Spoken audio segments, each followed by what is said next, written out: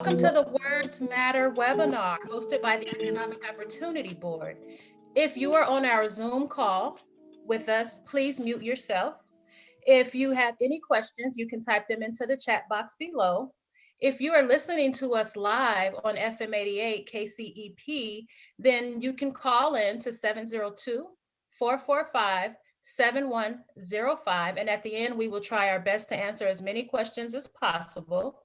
Again, that number to call in is 702-445-7105. I am Sona Harris. 647-3688. The hotline number. I'm sorry. Let me give you the correct number. That number again to call in is going to be 702 647 647 3688. 3688. Again, that's 702-647-3688. I am Sona Harris, the Employment Specialist at EOB, the Economic Opportunity Board, and we are here celebrating Women's History Month. And we're going to take a deeper look, a deeper dive into how, and not just how, but why women communicate the way that they do in the workplace. And this is a very relevant topic. This topic is relevant because I cannot tell you how many times I have backspaced, deleted, proofread an email or a correspondence that I was sending to someone. An extra thank you at the end, or an extra please, a few extra exclamation points. And this is something that I think we all have struggled with, we all have pondered on at some point or some time during our work careers. And it's a very relevant topic, no matter if you are in customer service, if you are working in a Fortune 500 company. At some point, we all have thought on this and have struggled with it. So today, we have our panelists here, and I am going to introduce you to them.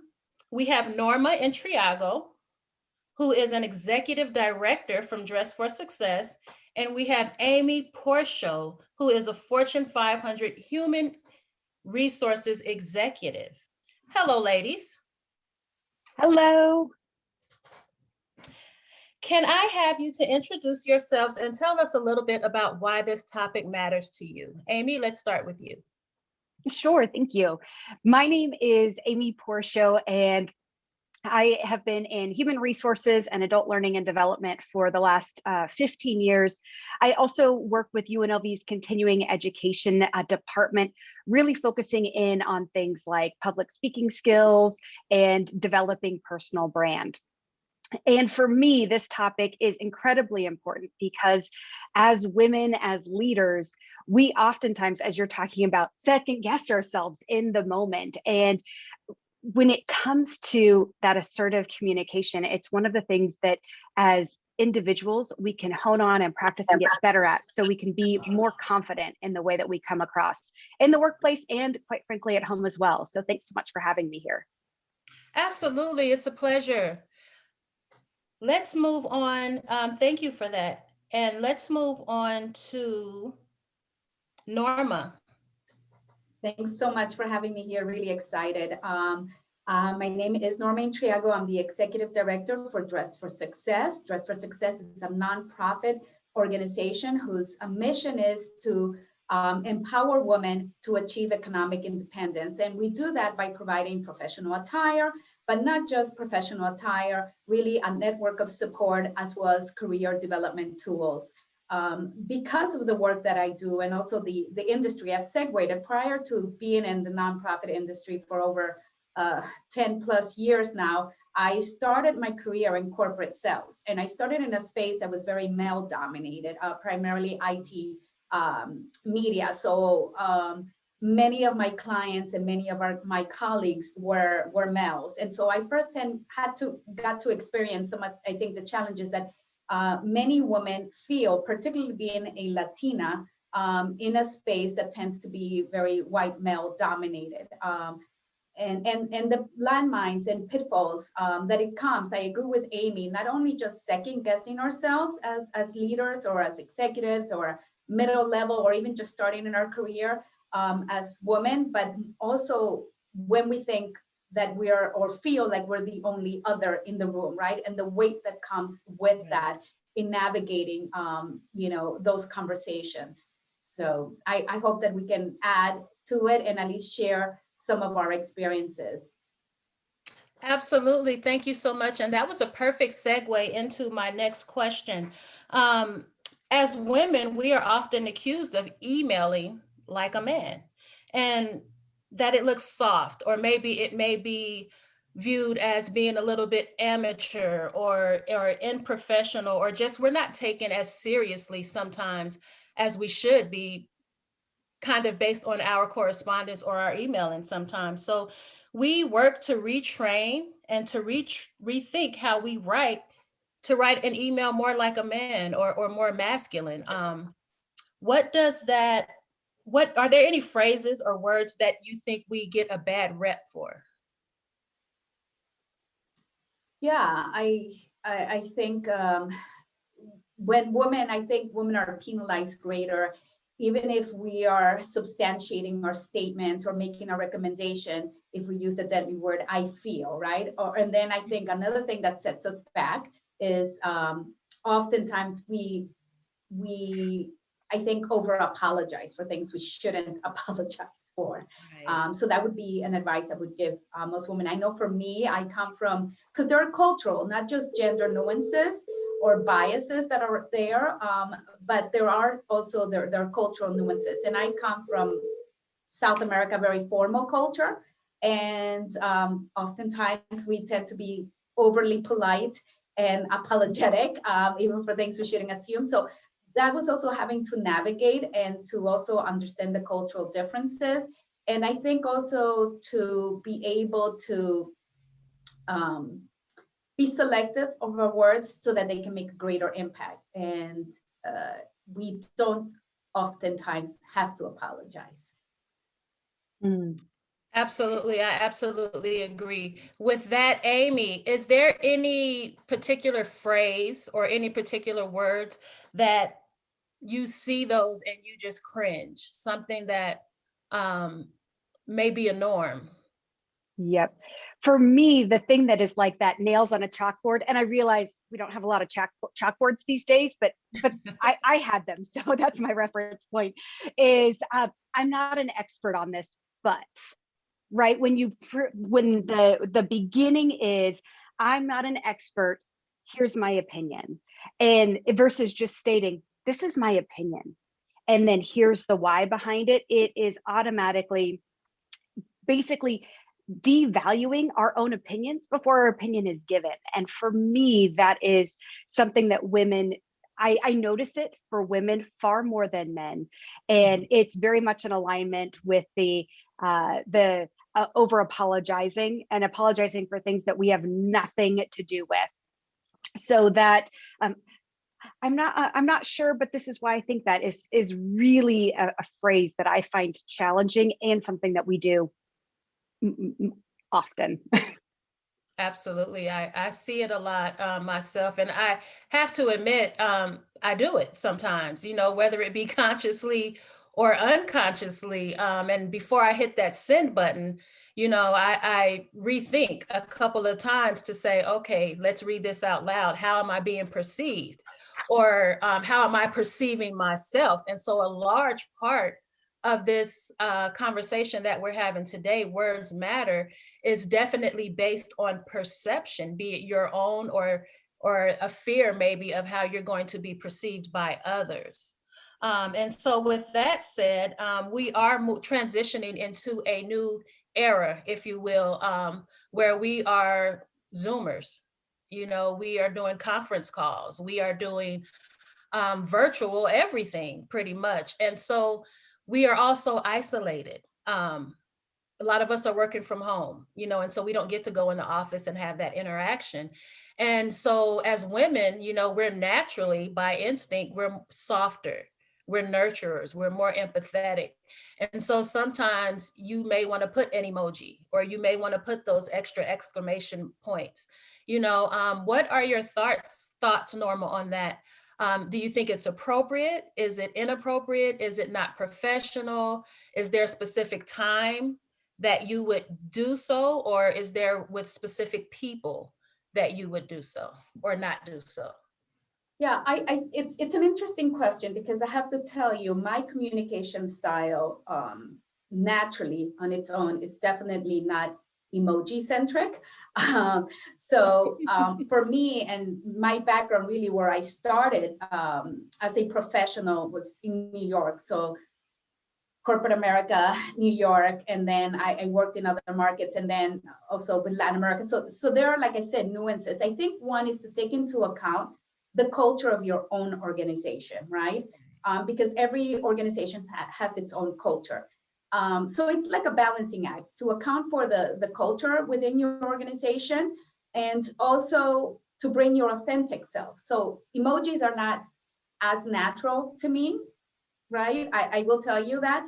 But I think I've learned to embrace warmer approaches to communication, especially being in the nonprofit sector. It's a different space. I work, it's a more diverse environment that I work in. And so I think it does. It has a place. I think that there's a way that also you can lead with vulnerability.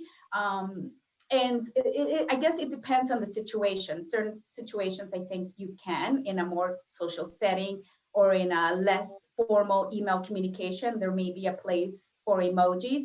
But I think if you are looking to make a recommendation, or looking to get something approved, a budget approved or a plan approved, I think there we definitely want to be direct. I think direct communication is important. And I think you need to clearly outline your point, especially when looking to persuade. Absolutely. So it depends on the scenario, I would say. Absolutely. Absolutely. Thank you. And Amy, same question. I do agree that it's situational. And I know that I started off not using any type of expressive emojis or languages or exclamation points for the point of, well, I want to be taken seriously and creditable. And candidly, I would say that the last year, I've actually pulled back a lot on that formality, because we're in this space that is, I don't know about everybody on this call. I've got 2 small kids. I've got 8 and 4, and I have had them crashing in on really important meetings. And I'm like, oh man, that just happened. And it's, I call them human moments, right? It's humanizing. And so I found that my language in the last year, my written communication language, has become more informal. I won't say that I'm not like doing huggy emojis like, hi. Well, maybe in a text message, but not in an email. Having said that, I always, because I've been in human resources for 15 years, I always assume that at some point somebody's going to need to discover something in an email. And if it gets pulled off of that big email server and somebody looks through it without the context, right, without the background of what's gone on, would that interpretation come across in a way that I didn't intend? So yes, I'm going to put a few more exclamation points today than I did a year ago. And if somebody looked at it, could my intention be clear? And that's really the question that I ask myself. Absolutely. So it sounds like we are pretty much saying that it's situational. Yeah. Is that safe to say? Okay. I Absolutely. absolutely agree with that as well. I know personally in my office space, my thinking is always more, I want to be viewed as professional. If I am sending an email out, if it's within the organization, as Norma mentioned, and it's a close coworker, then it may be a little more lax. There may be an emoji, smile. There may be an extra exclamation point on something that's funny or exciting. But I absolutely agree with the both of you. One of the most hated habits of women, as we mentioned earlier, is over apologizing. We kind of started out with that. Where do you think, Amy, those or that bad habit kind of started, or where does it come from? So I think that actually starts when we're pretty darn young, and a desire to be liked and to when we think about so much of who we are comes from cultural norms. And when I say cultural norms, it is regional culture, it is our home and family culture, and we bring that with us. As women, we just have a tendency to apologize more and for things that aren't necessarily our fault, in part because we're looking to create those social connections, right? So if I am connecting with somebody and I want to express empathy and I say, I'm sorry, maybe my intention is empathy for the situation, but it's not that I actually did anything wrong. And what I don't think that we've done is, as we're raising our young girls and our young women, is identifying empathy expression and actually apologizing for doing something wrong. So creating that distinction is something that I think that culturally we haven't done very well. And it shows in the frequency in which we apologize, especially for things that have nothing to do with us. Absolutely, absolutely, I agree. Not necessarily for myself with the apologizing, but just over maybe over gratitude. There's always an extra thank you, and I just find myself, I can't pull back. I can't help it. It's one of my crutches. Norma, do you have a communication crutch that you use, or that you may find yourself using sometimes? That extra thank you, or that extra greeting, or something to that effect. Yeah, I think for me, it is that extra thank you, but I think it's the nature of my work. I didn't have or thank people as much, certainly when I was in the corporate sector, but now that I'm in nonprofit, so much of it is about stewarding and cultivating your supporters, right? Your volunteers, your donors, your grant funders, and so on. So being able to demonstrate for the impact of their social investment, the good that their donations make possible, really, I think you can't thank people enough in moving the needle that way, in social impact. So it's necessary. I think it's almost like the language is necessary, Mhm. but it shouldn't, I agree with you, it shouldn't be to the point where we diminish or we hide behind the thank you to diminish ourselves, right? Or our contributions and our value. So, like I said, for me in the nonprofit sector, I'll continue to thank people to death because it just makes sense. It's a way to make people feel appreciated for their social investment. And I think that there's just also gender bias, right? Because I think a man wouldn't be judged as harshly if he's thanking his colleagues. I think it's also emotional IQ, and just investing in relationships, right? And making people feel acknowledged and recognized for their contributions when you thank them. So I don't necessarily, it's not a bad thing. I think it's the consequences of the gender bias and the gender inequities, right? The different ways that women are judged in the workplace as opposed to our male counterparts, right? I don't think a man, once again, has ever been criticized for thanking someone. But that can be misconstrued, maybe possibly in a woman. And the same thing with over apologizing, right? I think as girls, we're taught to take less space, right? To be polite, to apologize or over apologize. So I think we need to, I agree with what Amy said also too. There's a difference between empathizing, right? And taking responsibility or assuming responsibility and apologizing for something that you shouldn't. And then teaching both young boys and girls these communication tools and strategies so that we have greater communication and workplace equity. Absolutely beautiful. Thank you so much for sharing.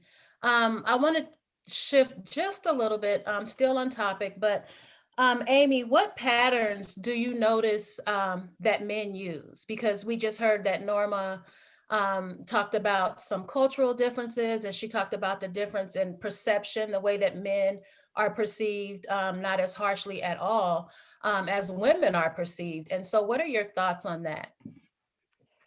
What's interesting about patterns and gender is levels of certainty. So in general, now this is generalization, and we can go down a path of why generalization is harmful in and of itself. But for this, when we talk about gender and certainty, men tend to upplay their level of certainty. with anything. When it comes to, I'm certain I meet, for men, 60% of the qualifications for this job, so I'm going to apply for it because I'm a little over halfway. So there's increased certainty. Women tend to downplay our certainty. So same example, a woman looking at a job description saying, ooh, I only meet 60% of the qualifications. I'm not there, I'm not going to apply. And so that upplay or downplay in certainty is part of the patterns that we see. There's also assertiveness. And so going back to the thanking people, I think that to build on some of the things that Norma said is, it's great to thank people. I think that when we get the distinction between just saying thank you is when you're communicating, I'm thanking you because of your excellent work in this area. I'm thanking you because your contribution made a difference in our organization in this way. So that's when we take something that is that thank you, which we do very naturally as women, and we communicate really specifically, this is why I'm thankful. This is why I'm grateful for your time, your contribution, your abilities, is that distinction. And the certainty, going back to that certainty, when we communicate why, we are communicating that we are certain in the way that we're expressing outwardly to others. We have that internal certainty, which leads to our credibility. That was a lot of building. I did a lot of building in that answer. You were exceptional at connecting the dots and giving your whys. I appreciate that. Thank you. I don't know if we have any callers or any questions thus far, but before we do check on that, I do want to get back to another question and see if we can connect a few more dots. So we know that we are celebrating Women's History Month, and women are taking a bit of a different approach and a bit of a different direction, especially in politics. We have a lot of women that are trailblazers. And as Norma mentioned, there is a lot of cultural aspects to that. So we have a lot of women that are stepping up and stepping out. They're being more confident. They're taking their position and they're kind of leading the way. So what is it, Norma, do you think that we can do as women to kind of make that shift in the way that our words matter and in our communicating in the workplace? Yeah, I think that for women of color, and I'm glad you brought that, Latina, African-American women, Asian women, I think there is something, and it's tying a little bit to what Amy says too, about that credibility, that uncertainty, sometimes that comes across, right? And I think there's, specifically for women of color, what I would say, it's a protective hesitation, right? And so it's, once again, not only how we're judged as women, but particularly how we're judged when we tend to be the only other in the room, right? The only Latina, the only Black woman in the room, the only Asian, how we are judged. And then how we respond to microaggressions or mansplaining, or our hesitation in taking the lead is how we're being perceived as aggressive, as angry, and so on. So I think I still say that to challenge ourselves to have these conversations, to speak with clarity, directiveness, and conviction. But that can be hard, right? Like I said, I understand the why of that protective hesitation, but it's important that we have that, and also that then we provide feedback when we have those experiences, or that we challenge those. And it can be tough to do that in a diplomatic way, to have these difficult conversations. But I just wanted to add that point because it's very specific to women of color, right? It's an additional layer beyond gender that we have to navigate. Absolutely, absolutely. And I kind of feel like when you spoke about having those difficult conversations, if we are misunderstood or if we are perceived in an ill manner, it's kind of like we've opened up Pandora's box, because now we have a whole nother emotion that we have to deal with, is how do I approach this person? Is this a superior? Is this just a coworker or a peer? How do you approach that person and be perceived still in a professional matter, still be taken seriously and not, she's sensitive or, Right. she's emotional. Right, or stereotyped, yeah. Absolutely. Absolutely. Amy, what are your thoughts? You know, you highlight something that is very, very real. And one of the, and the reality is there will be misinterpretation about what we do or what we say. Somebody will create a label, right? They will create a label as to why. And many times those labels are created to create space, which is not helpful. We know it is not helpful. It is helpful to embrace those uncomfortable conversations. And when I think about it from a business perspective, I think about the importance of having a sponsor in your organization. And there's a big difference between a mentor, and mentorship is great. There's a lot of huge areas of value in having a mentor. Yet a sponsor is one of the most important things that we can have, because some of the biggest career decisions in our lives will happen when we are not in the rooms. And having that sponsor for us that we can go to and have those candid conversations, that can be the person that say, whoa, you've labeled this interaction incorrectly, and they're willing to help set that up for you on behalf of you, is critical. And so we will be misinterpreted. That is a truth at some point in our career. If it hasn't happened, well, it will. And yet having somebody there that is a true sponsor, an ally, an advocate for you, with you, it's imperative, especially in our workspace today. So I think that it's one of those, we don't have to go it alone. We may be the only in the room.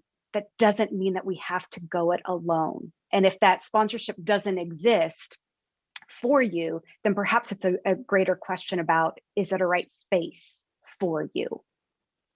Which is also a hard conversation.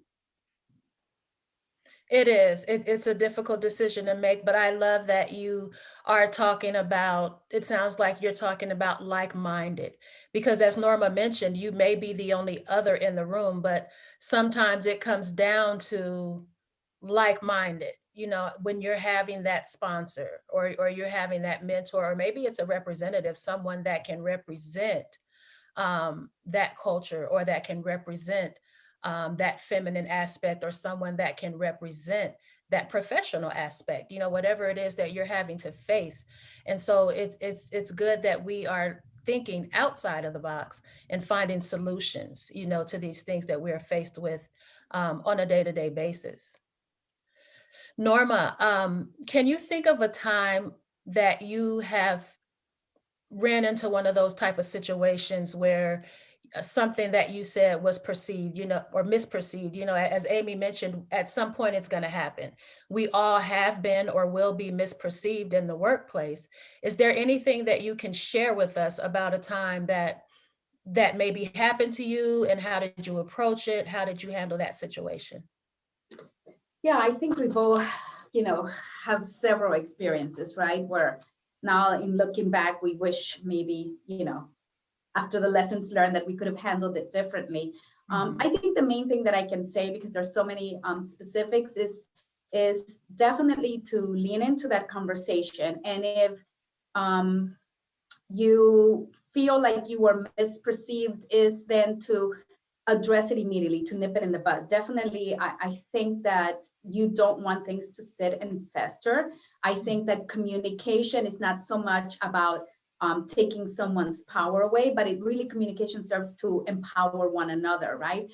I think also leading with curiosity, oftentimes, right, when we do question ourselves, and when we want to maybe possibly challenge a point too, what I've learned too in working with global and international, because there are many differences, not just gender, and some of these are nuance, or some of these are just biases, right? Gender expectations. But like Amy said, there are always exceptions to these generalizations. I think also what helps is when you lead with curiosity, literally true childlike curiosity, it kind of also takes off a lot of that pressure. It softens things up a bit, and it allows you, when you come from that place of true genuine, to have these dialogues. And it's not necessarily, I think, for men or women, not necessarily perceived as being challenged or challenging a point, but it's to challenge for growth, right? Or for clarification, right? So I think what overall just really is to be direct. I think, and sometimes less is more, to still take space and to sit at the front, to lean in. We have to do it however uncomfortable it is. Absolutely. Thank you for sharing that. Amy, is there a situation that you would like to discuss with us and share? I can candidly think of so many times that I have fallen on my face, and it's not pretty, man. And I would love to tell you that I gained all of this great experience, and I did, and yet I still find myself stumbling sometimes and falling and being perceived differently than how I intended. And the interesting thing that I found is those times where I have been perceived by others differently than I intended is when I wasn't my authentic self, when I was working to be what I thought somebody else's expectations were.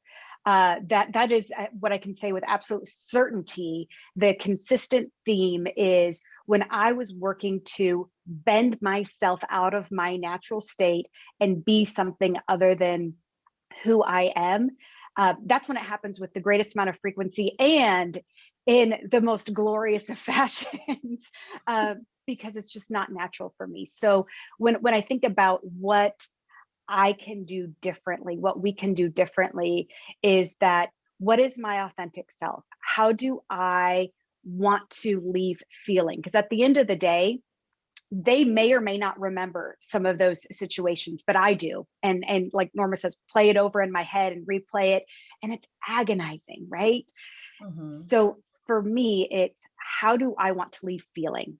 It's that feeling word, that F word. That F word is feeling, which for me is, how do I want to feel when I leave this interaction? And that helps guide me in a way to be authentic. Even if it's not the norm for that space, at least it's authentic for me. Right. I absolutely agree with your thoughts on authenticity. I thank you both so much for sharing. I am walking away with a wealth of knowledge on this topic. Personally, I cannot think of any situation where I was misperceived, or at least one that wasn't brought to my attention.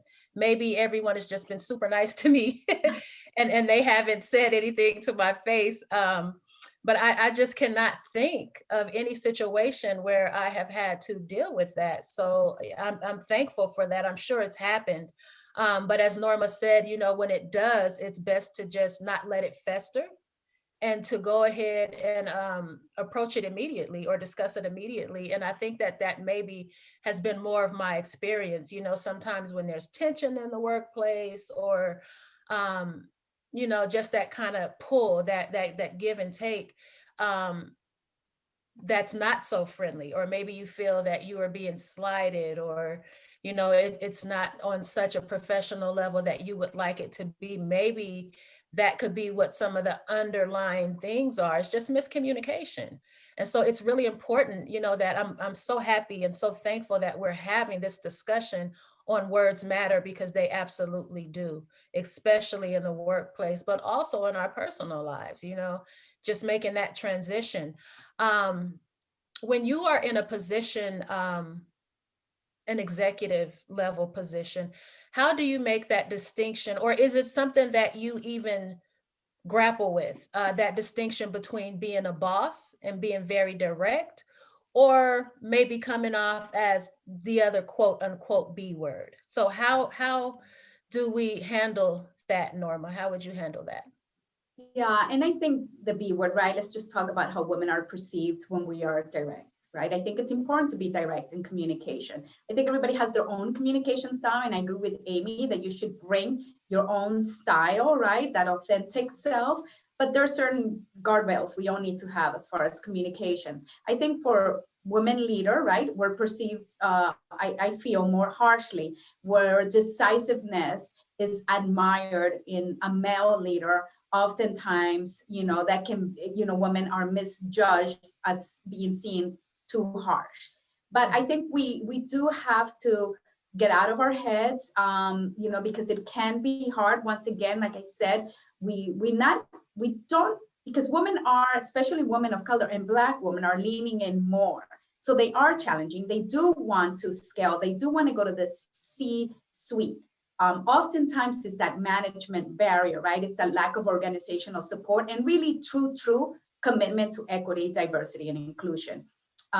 But we still need to, just like I said, move forward, to challenge these conversations, to lean in, to lead, and to lead with confidence, because I think you need confidence as a leader, regardless of the fact that, yes, women are judged more harshly, but I think it is important to lead with confidence, and then to do it being authentic to you. If that's your communication style is, it's also leading with vulnerability. I think emotional IQ too is becoming far more valued in the workplace. And I think we need to use also those relational skills that women tend to excel in, that are really important for leadership. So I think it's not to compromise your own integrity, your authentic self. And as a leader, you definitely need to lead with confidence. It's very important for a leader to have clarity, and to have that confidence to take an organization, to lead an organization forward. You can do it collaboratively, but you must have that as a leader.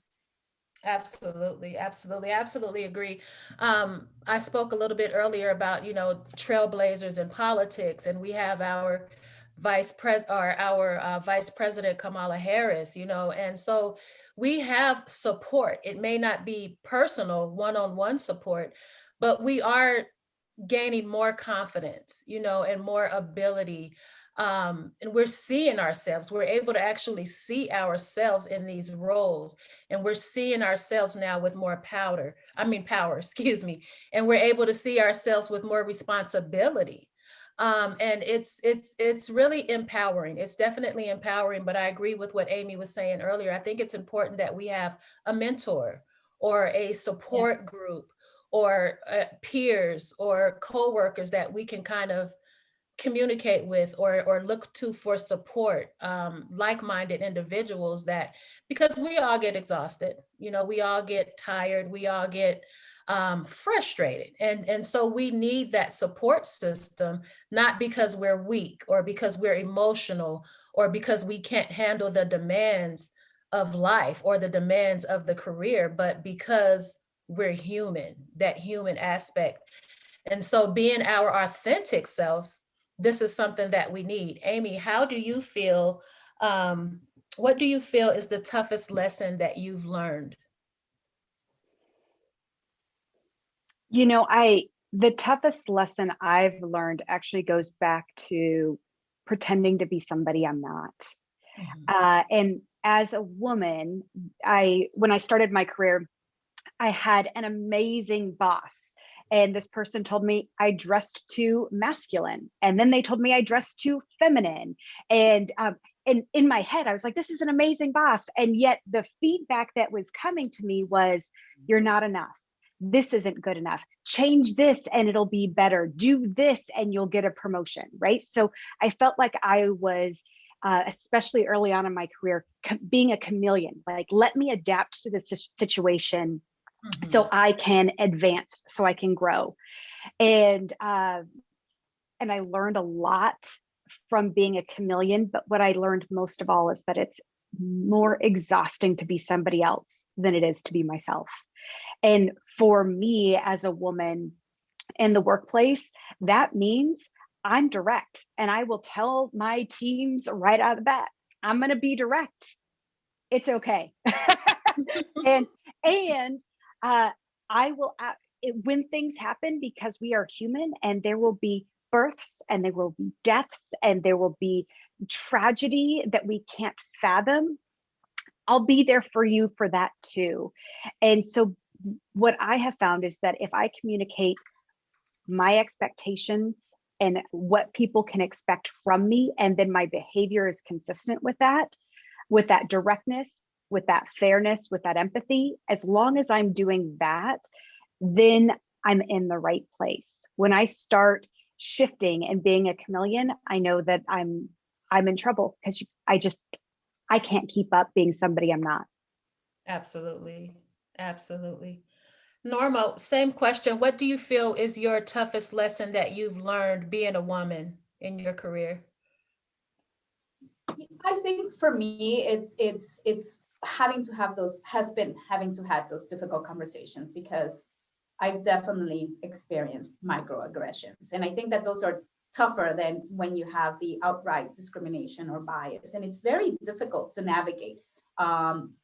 And I think that's where I probably have questioned myself the most, right? Just kind of doing that internal check-in. Is this just me, or was, was this what that meant? Is this how those words were used? Did it come with that intention? And what I've learned is, whether it comes with the intention or not, I think it's important to communicate, right?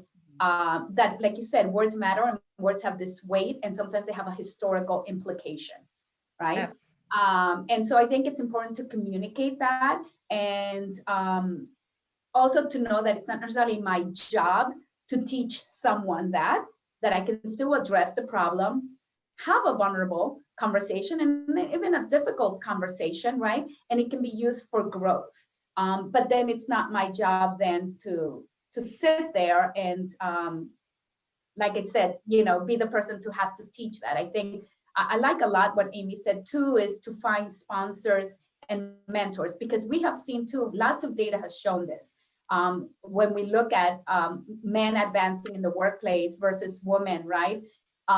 Sponsors and mentors are huge. We know that networks are huge for career advancement.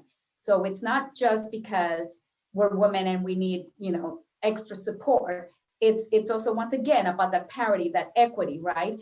Men have always had mentors, sponsors, and because there are these inequities, it's even more important for us to break through those barriers. And I have to echo a lot of what Amy says. I think she was spot on too. Being authentic, being natural to what's you. I sometimes have been perceived as my communication style being too masculine or too feminine, and while it's important to acculture yourself, right, to the microcosms of an organization or an environment you're in, I'm going to do that. And of course, we need flexibility in adapting, but I'm not going to compromise my true self. So whatever that is in how you show up professionally, and it's just maintain your voice, right? We can adapt, we learn new tools, communication strategies, but overall, stick to your authentic voice.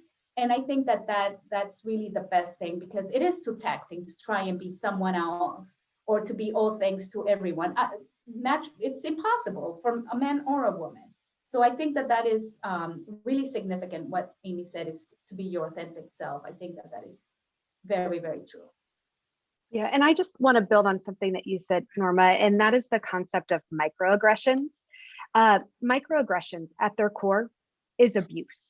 And I think that we get to call it what it is. And those unintentional microaggressions, yeah, we can help people understand what that abuse means.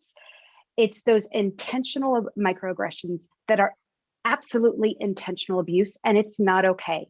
And we get to address it and find that sponsorship and those allies to help us with that, because it is abuse in the workplace, and it's not acceptable. And we get to start being okay, acknowledging it, and then saying it because it's uncomfortable. It's not acceptable. And if there's any time that we can start making those changes in our workplaces, today is the day. Now is the time, because the level of awareness is here. So I want to acknowledge that microaggressions are absolutely abuse, and it's not okay. It has to be called out, but we also have to have the sensitivity that for women, especially women, let's say, who are making hourly salaries in low-level positions, right? The risk is far greater. And so I have to agree with Amy that sponsorship, that allyship, and also the leadership, the weight of leadership, it is up to us, those who are in positions of power, to be able to move, in other words, to not allow for those microaggressions to exist and to call these things out, to really create the kind of accountability that we need to have healthier work environments and just work environments.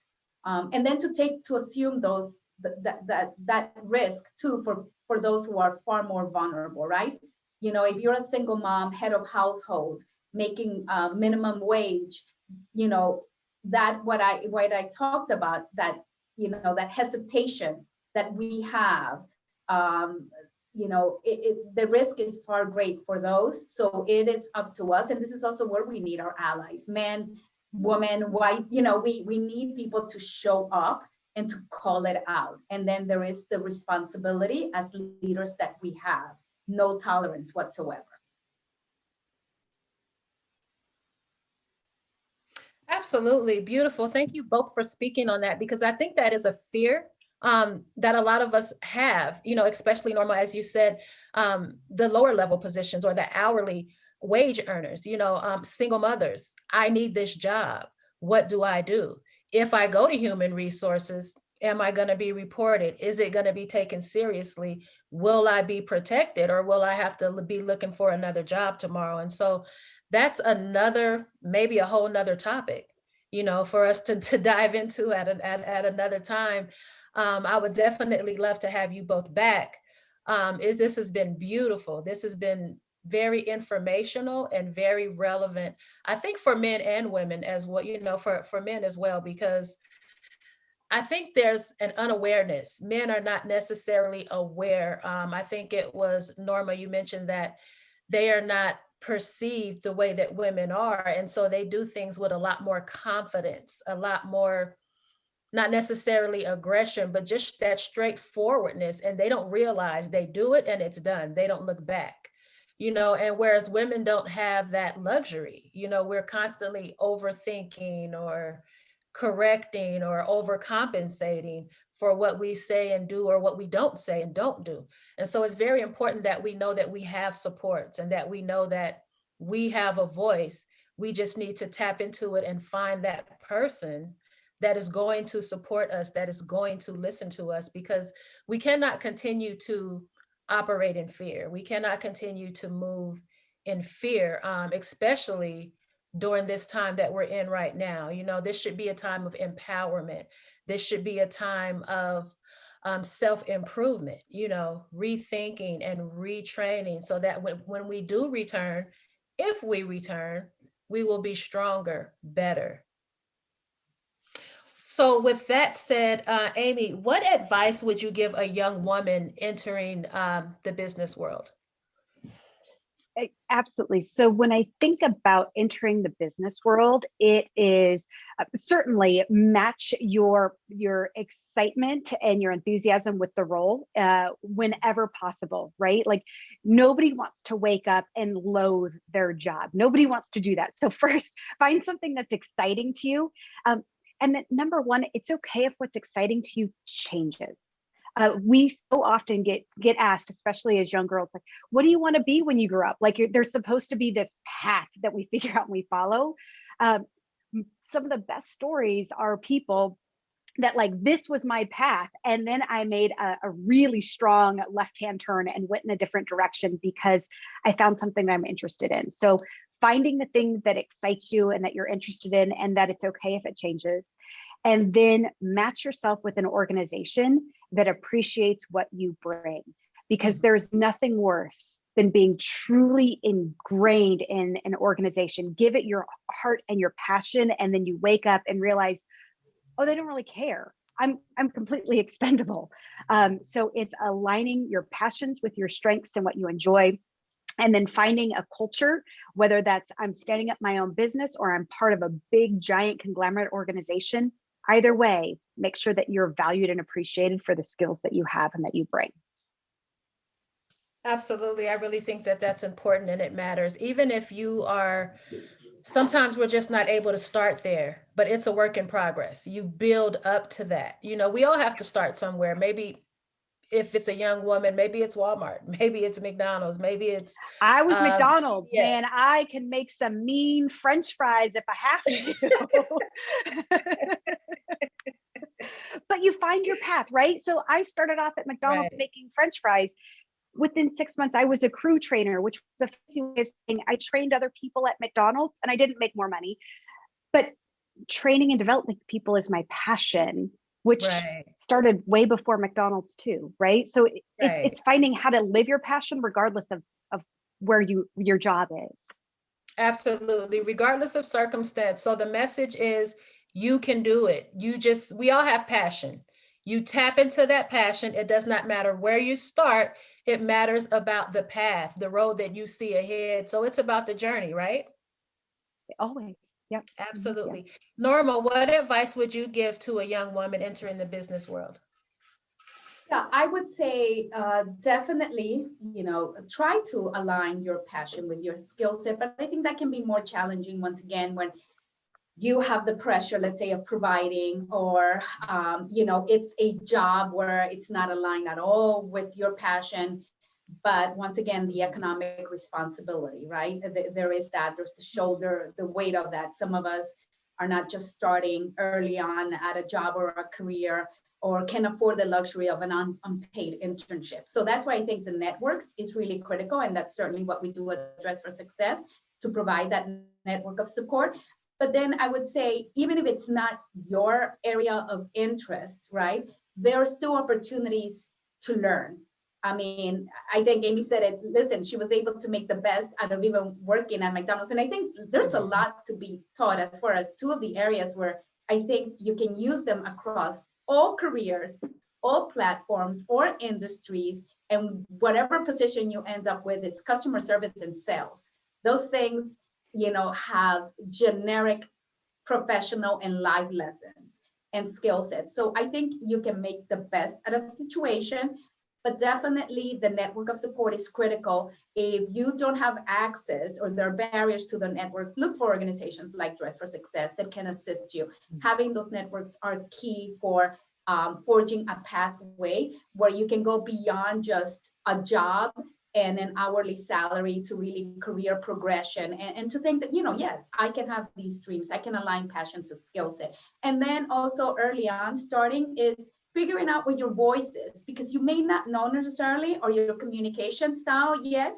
Your voice is going to start developing, but being true to that voice, and definitely seeing those that you can learn from, that to you fit your style, and that you can then, in other words, be inspired by, not copy or try to be them, but there are people that can inspire you, right, in leadership or other positions that fit your approach, your philosophy, your style, your voice, so that you can cultivate that.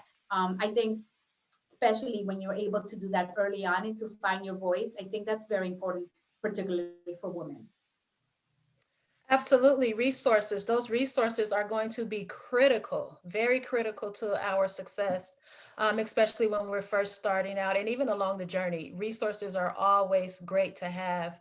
And so that is very important. Those community agencies, those community partnerships. We really have to get the word out to let people know that we are here in the community. We have resources for you. A lot of times people don't know what's out there. They don't know what they may or may not have access to. Again, we just feel isolated and we feel alone and we feel defeated. But this is definitely the time of empowerment. And so we want to empower women, empower everyone, because right now we're in a position of recovery. We've been hard hit by COVID. Everything is changing, not only our personal lives, but our work lives. Everything is going, technology is booming right now. So we're doing a lot of digital things. We're doing a lot of Zoom meetings, conference calls. And so at every opportunity, at every turn, it's important that we let people know what we have to offer, where they can go if we don't offer it, where they can go and get more information or possibly receive more resources. This has been an incredible conversation. This has been a great conversation, and I thank you both so much for joining. I want to pause for a moment and go over to Nicole and see if we have any questions or even comments.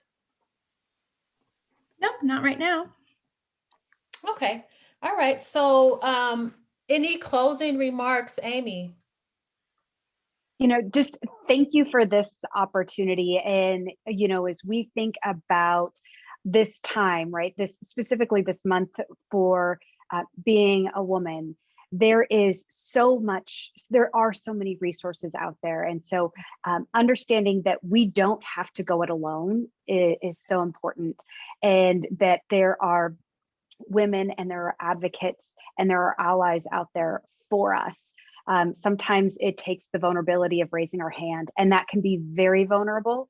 And when we do that, there's amazing outcomes that can happen. So, when I think about our time here today, thank you for engaging in this conversation, because the more we have conversations with each other, it makes it okay to have conversations in larger and different groups. So thank you for having me here today. I appreciate it. Thank 3 you. minutes. Norma, any closing remarks? Yeah, as well, just grateful for the opportunity to dialogue with you and to learn from one another, to keep the conversation going. And also just once again, just wanted to highlight really the Dress for Success, and if it can be a resource, a support system to any woman that identifies as female, 16 and older. We have a network of support, not just professional attire. Our programs go beyond the suit to help you with your career development. But I'm just grateful for you and for this forum and for this opportunity, and certainly also for the insights. Amy, I took some notes in some of the things that you said that I really liked. So thank you all really for your contributions. Thank you so much. This has been, again, I really enjoyed it, and I hope our listening guests were able to take away some great pointers, some great advice. And I also, shameless plug, I have to do it, Economic Opportunity Board, EOB. Don't apologize for that. Do it. Own it. Do it. Yes. We just had a whole conversation about it, right? No apologizing. EOB is launching a new workforce initiative, Workforce Wednesdays. So every first and third Wednesday of the month, we will be featuring 2 guests, employers and educators, just giving the community information on their resources that they provide on training. Maybe you're looking for a new career. Maybe you have just found a new job and you need a uniform, a work card, an ID. Maybe you're just looking for some help on how to update your resume. You've recently attained some new skills and you're needing help with that. So the Economic Opportunity Board is a community action agency, and we are here to provide those resources to the community. You can give us a call at 702-445-7105 or log on to our website at eobcapsnv.org, and we are here for your needs. If we cannot help you or provide you with the resource that you need, we can most definitely point you in the right direction. 60 seconds. Thank you for joining.